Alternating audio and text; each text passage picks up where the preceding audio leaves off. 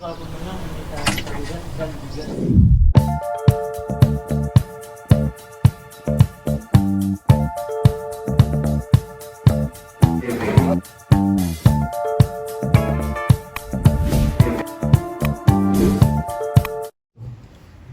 Oke, selanjutnya saya serahkan Bang Mila untuk menambahkan.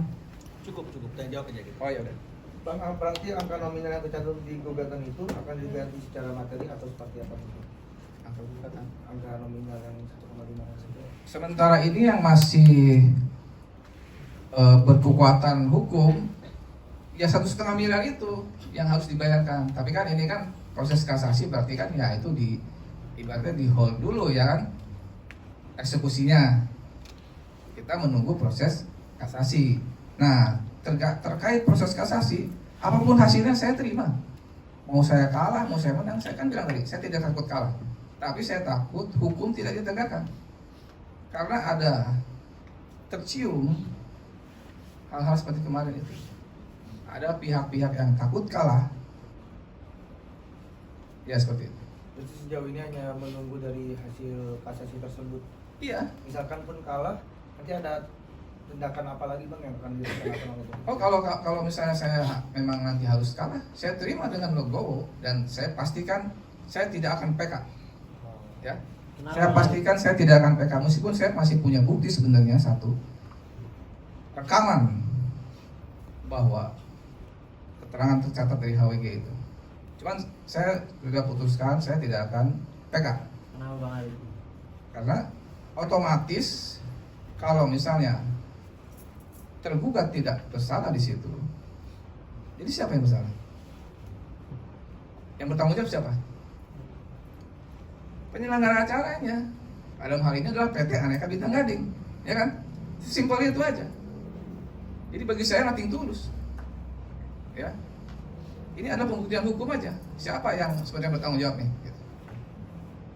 Masalah angka ya saya serahkan sepenuhnya kepada majelis hakim nanti di MK. Kalau memang 1,5 miliar itu memang wajar, ya sudah. Tapi kalau misalnya terlalu besar, ya silakan ditentukan.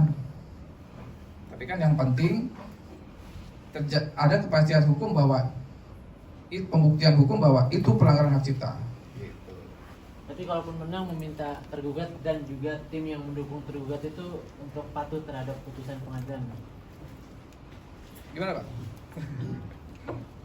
Kan bukan kita yang meminta, Iya. tapi hukum mewajibkan Iya. setiap orang itu kan harus patuh atas putusan pengadilan, apalagi yang sudah inkrah, yang sudah memiliki kekuatan hukum yang tetap. Bang, setelah ada pernyataan dari Pak Habibur Rahman itu, apakah dari pihak sana ada upaya komunikasi lagi ke? Jadi gini, ya, tadi klien kami Ari Bias kan sudah jelas menyampaikan semua bagaimana mekanisme hukum, etika, tatanan. Ya. Bahkan sudah bicara tentang negara kita negara hukum, ya, yang ajasnya demokrasi tapi berlandaskan trias politika. Negara kita menjamin setiap orang memiliki kebebasan untuk berpendapat. Tapi bukan berarti kebebasan kita berpendapat itu kita gunakan tanpa aturan. Ya. Apalagi sampai kemudian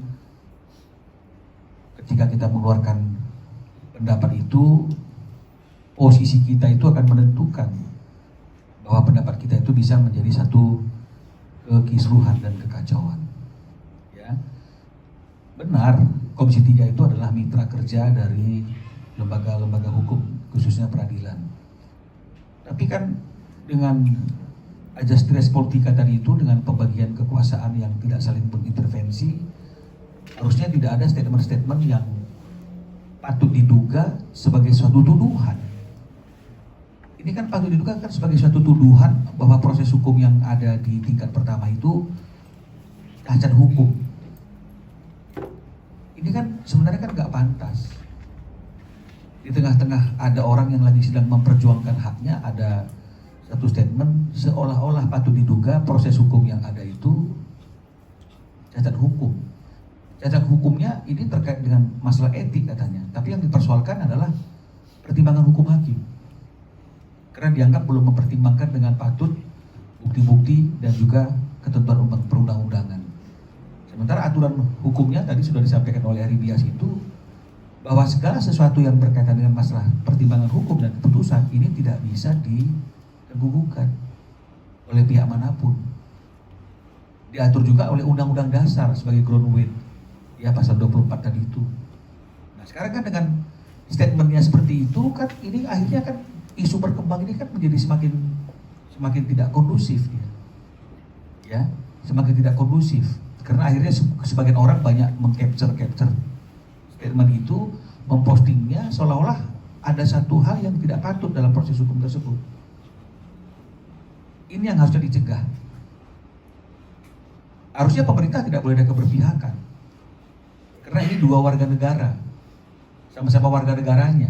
Penggugat juga warga negara, tergugat juga warga negara, yang masing-masing harusnya dilindungi kepentingannya.